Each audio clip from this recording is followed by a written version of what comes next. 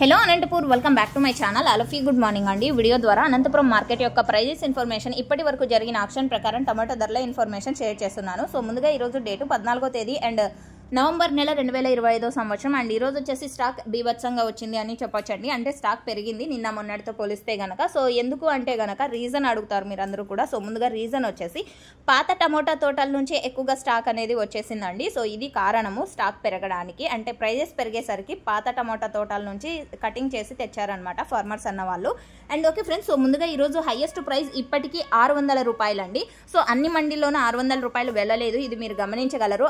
దాదాపుగా 30 మండీలు ఉన్నాయండి. ఒక్కొక్క మండీలో ఒక్కొక్క టాప్ రేటు. ఈరోజు హైయెస్ట్ ప్రైస్ 600, ఆ తర్వాత 580, 560 రూపాయలు అండ్ 540 రూపాయలు. ఇవన్నీ కూడా ఒక్కొక్క మండీలో ఒక్కొక్క టాప్ రేటు. ఇక యావరేజ్ విషయానికి వస్తే కనుక ఒక్కొక్క మండీలో ఒక్కొక్క రకంగా యావరేజ్ అనేది వెళ్తోందండి.